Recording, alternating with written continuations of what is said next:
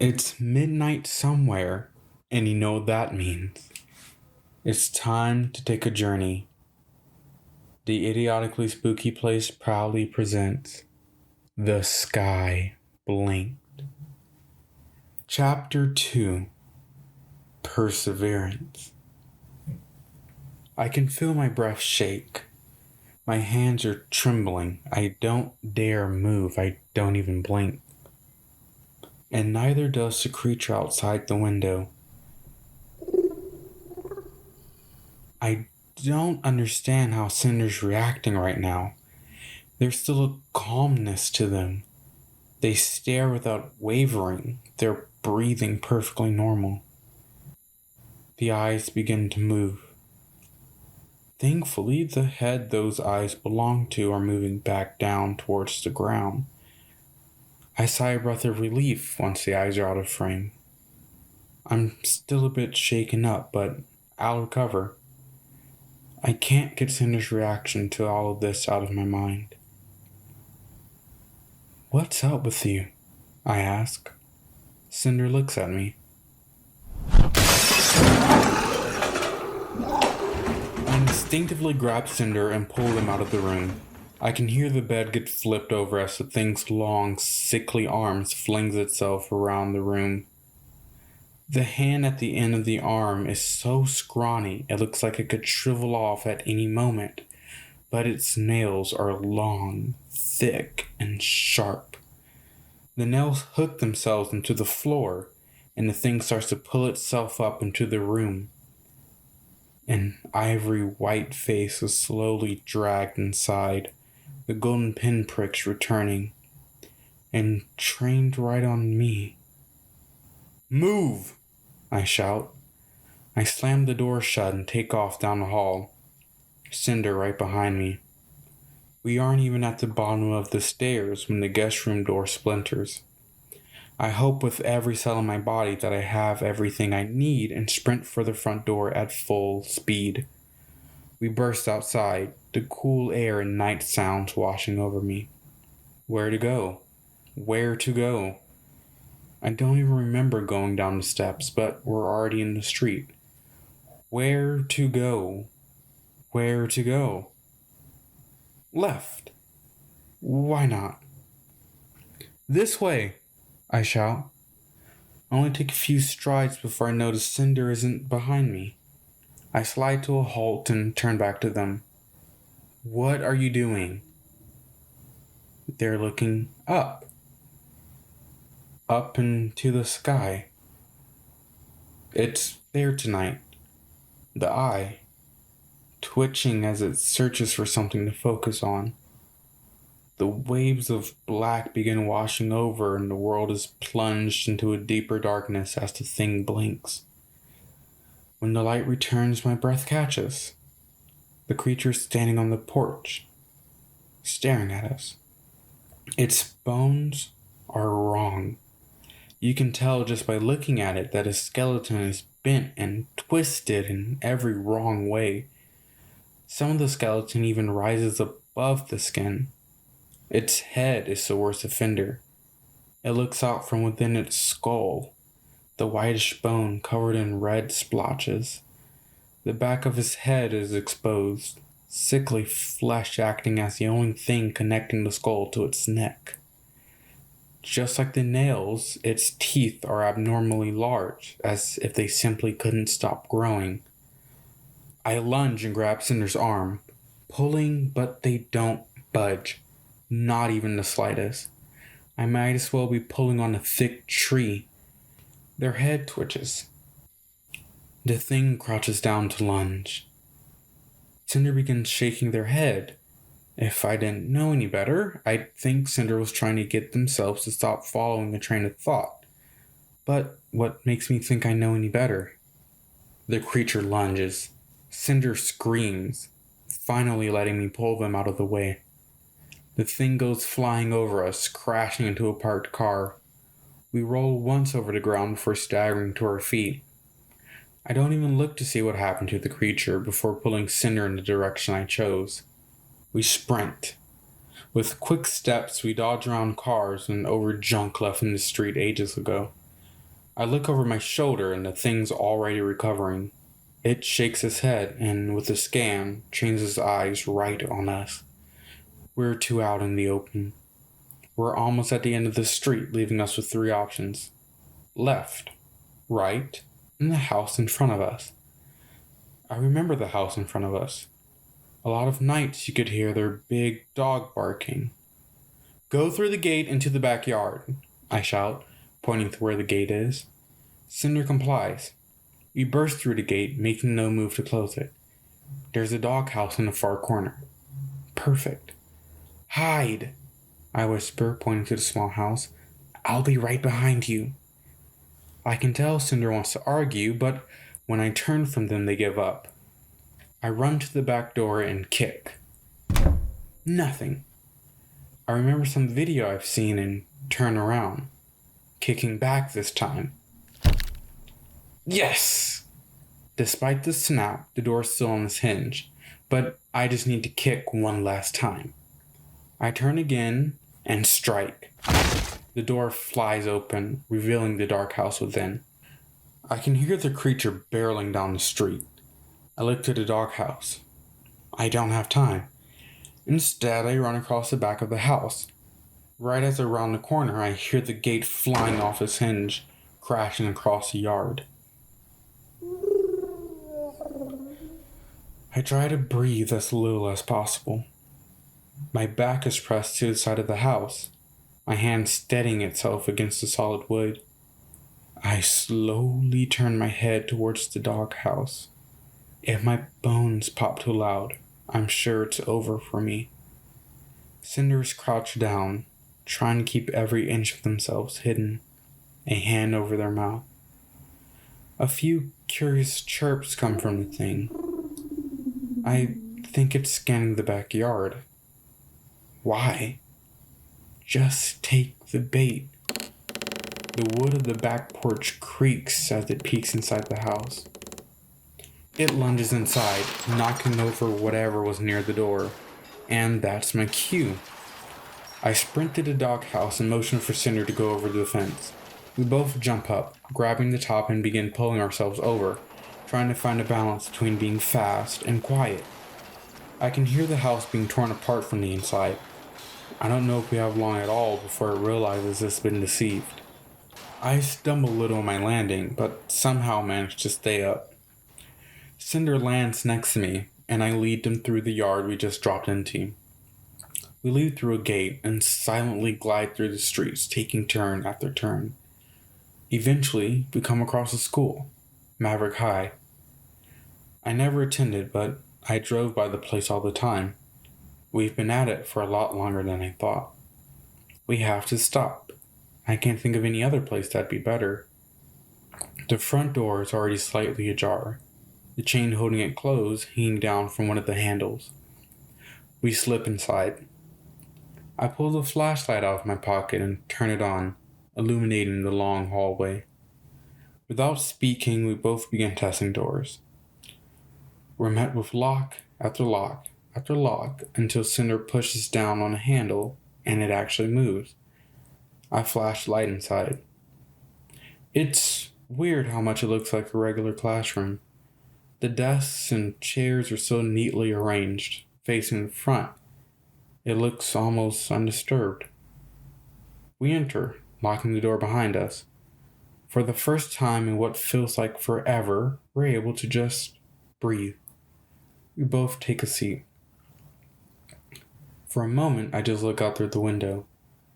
Everything looks so normal. It's almost as if everything's okay. Instinctively, I sit up, but the creature's cry is faint. We lost it. "What is that thing?" Cinder asks, a little panicked. I shrug. It used to be human. That's not the first time I've seen that one, but it's the first time it's attacked me inside the house. "You've seen that thing before?" "Yeah, I've had to escape it before. It's quite the persistent creature." I turn from them, looking back outside. "It usually leaves the house alone." I get a little lost in thought for a second. So, what do we do now? Cinder asks. I turn my attention fully back to them. Get some sleep. We should be safer during the day. All the evolutions are either sleeping or hiding from each other in the light. Cinder looks at me as if I've grown an extra head. It's all I got, okay? Cinder takes a breath. Okay. We sleep. Well, we try to. I can't get the creature out of my mind. Its eyes staring into my soul. It usually leaves the house alone. My eyes snap open. I sit up, my brain still catching up with the rest of me. I blink against the light coming through the windows. I groan a little as I get up from the floor. I look out the window and am met with the usual lack of movement and sound. The room's empty. That's wrong, right? Why is that wrong? Cinder! Right. I start my search in the hall, right outside of the room. I can't see them when I look either way. We had come from the left, and they probably wouldn't want to go to the front of the school, so I go right. The school is mostly undisturbed. Yes, there's dirt everywhere, but it's not like the place is in complete disarray. I spot a locker that was left slightly ajar and can't help but look inside. There are a few textbooks in there with some notebooks. There's not much in the locker except for 2 tickets taped to the inside of the door. 2 tickets to a concert that was never put on. Right underneath the tickets is a photo of 2 high school boys smiling. I realize I'm smiling. There's something about all of this that's nostalgic. My mind wanders to everyone who's never going to experience this, and to everyone who had the experience torn away from them. Breakfast! I flinch, my heart jumping up to my throat. Cinder, please, don't do that. I turn to find them with an armful of food. Food? No, their arms are filled with some of those alien plants that didn't grow until the thing arrived. Please tell me you haven't eaten any of that. Of course I have. Why wouldn't I? Cinder looks genuinely confused. I don't know those even are. They didn't exist until that thing arrived. I say, gesturing upwards. I know. I also know they're edible. To prove their point, Cinder tears a piece off of one of the plants and tosses it into their mouth. I eat them all the time. I look down at the plant. It kind of looks like a mushroom. If mushrooms were huge and blue. Cinder extends one to me. I reluctantly pluck it out of their hand and tear a piece off. Before I allow myself to rethink things, I put it in my mouth. The texture and taste are both familiar and yet strange in their own ways. I wouldn't know how to describe them. It tastes good though, and I haven't died yet, so that's a plus. You think it's safe to travel? Cinder asks me. They sound a little shaken up, but I can tell they aren't trying to delay everything. It should be. Though I guess we won't know until we've made it down the street without being consumed, right? I chuckle to myself, but Cinder doesn't find me very funny. Regardless, we walk. Once I get a good understanding of where exactly we are, I begin taking us in the right direction. Luckily, we make it down the street without any incidents. Then we're out of the neighborhood. We walk down the freeway for a bit, and then we're walking across fields of grass. Are you a painter? Cinder asks, staring out into the distance. I was trying to be at first, but I could never finish anything. I saw your canvases in the house. I figured. We walk in silence for a few moments. I wasn't much of an artist either, but thanks for asking. Sorry, I say. I was lost in thought for a moment. I understand that. That kind of reminds me. Were you okay last night? I ask, looking to see Cinder's reaction. There is one, but I don't know what to make of it. What do you mean? When I first woke up, you were staring out the window and you just seemed a bit off. And it's like you got stuck looking up at the eye. Sorry about that, They paused for a moment. Sometimes I find that I can be a little out of it. Surely that can't be all they have to say. Was that where you grew up? They asked. Okay. No, I moved there a few years ago. You wanted all of that house for yourself? I wasn't the only one there. Cinder nods, returning their eyes back out over the landscape. Did you have a favorite movie? I asked. Don't look up. You? For superhero projects, the Batman. Everything else, Neptune's Daughter. Neptune's Daughter? Well, that's the story of a guy, a girl, and a bathing suit. Happy ending, too. South America? Take it away. I looked at them, grinning. Never heard of it. It's the movie where Baby It's Cold Outside comes from. That song came from a movie? Ugh, I wish you could see it. Jose O'Rourke was probably my first love. And with that, we both go back to silently walking and looking out over the sea of grass. We talk here and there, but we mainly just walk in silence. A comfortable silence. We spent a night out in the fields. I built the fire while Cinder scavenged for food to eat. Waking up the next morning, I found Cinder staring up at the thing's eye in the sky. I joined them, and we just stared at it for a while, the eye constantly darting back and forth. Later that day, the land begins to incline as we approach a mountain. We climb up until we reach the mouth of a cave, where I stop us.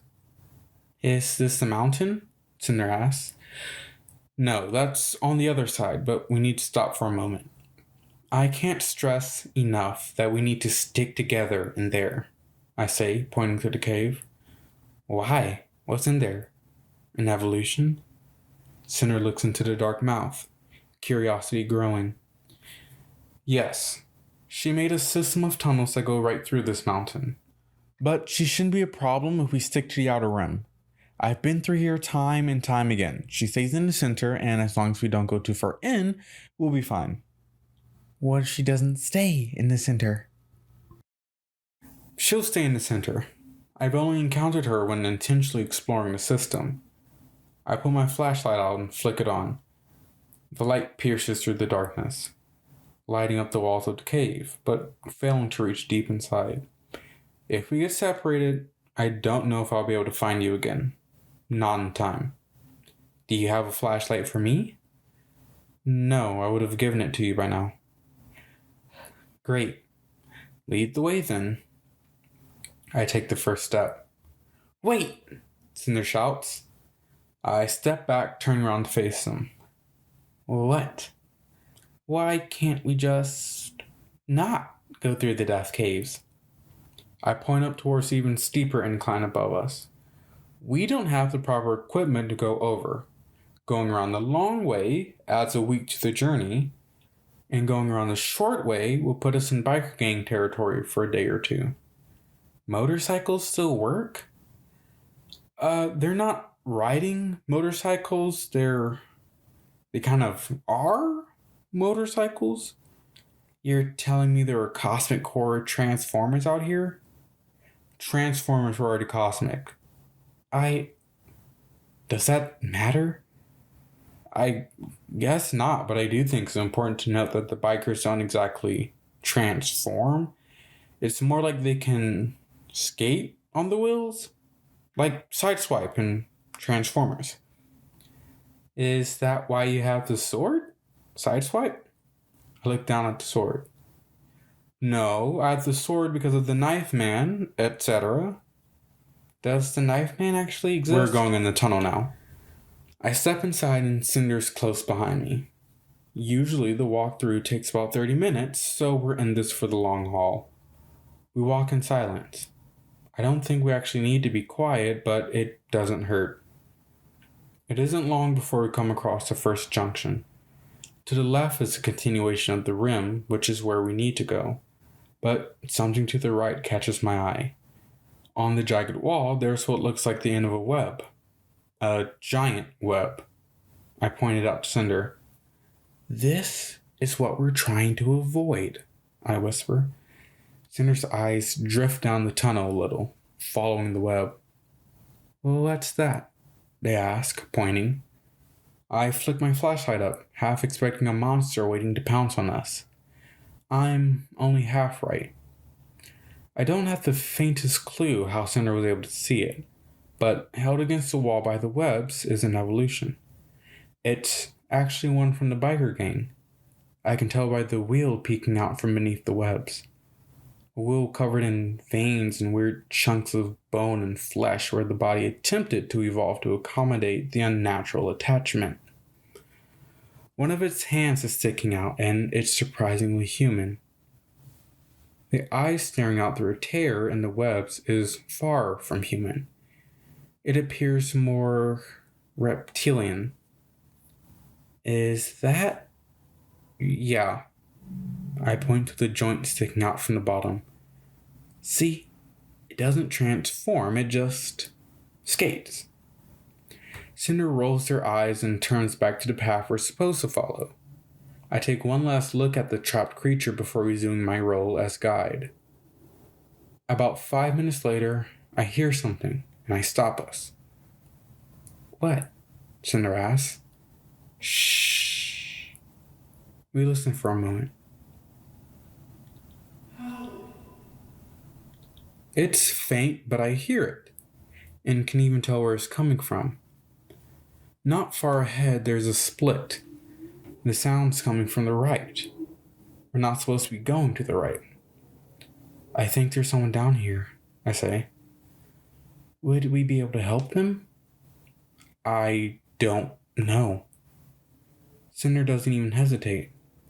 But we should try anyway, right? Yeah, I think so. Lead the way then. I do so. I head down the right tunnel and listen out for any other calls for help. We eventually come across the intersection of two separate tunnels. There wasn't anything straight ahead as far as I could tell, so I point my flashlight down the tunnel to the right. There's nothing. Even when I try to listen, I'm met with nothing but silence. I go to look down the tunnel to the... Get me out of here! I flinch a little as my light lands on the man in the left tunnel. He looks terrible, as if he hasn't slept for days. He must have been caught and had escaped. I never knew that's how he looked afterwards. I can get you out of here, but I really think we should be a little quieter, I say, lowering my voice. Sorry, he says, matching my volume. He turns his head to look behind him, quivering a little. No problem. Do you have a name? He turns back to me to answer. Gerald. A small chill goes down my spine. Something's wrong, but I don't know what. I pan the flashlight around, letting the light hang on each tunnel. There's no movement or noises, so I turn back to Gerald. Can you walk, Gerald? I go to look down at his legs. Yes! He grabs my shoulder and my eyes snap back up to his face. I'm good. Just lead the way. Jeremiah, Cinder says. I go to turn to them, but Gerald pulls me to face him. Please, we have to leave now. I don't think it was too far behind. Jeremiah. The tone in their voice grabs my attention. I turn to them. They're fine, but they aren't looking at me. At least I don't think. They're looking down towards the ground. My mind catches up to me. I know what feels off. Gerald's eyes. They didn't move much. Not enough. And when he spoke, it was always as if his mouth wasn't in sync with what he was saying. Was I imagining that? Cinder's eyes meet mine. His feet aren't touching the ground. My head and flashlight snap to Gerald's feet. They're right. His feet aren't planted down flat like they should be. Instead, they're floating about an inch above the ground. Like a puppet. His flesh tears, the front of him coming apart and opening up. It lunges for me. Well, that's it. For this chapter, at least. Thank you for listening to Chapter 2 of The Sky Blinked. It really means a lot to me. Hopefully, if this is being posted on Tuesday, as it should be, there should be an episode out next Tuesday. I don't think I'm going to fall behind. So, yeah, let's see how this turns out. Thank you.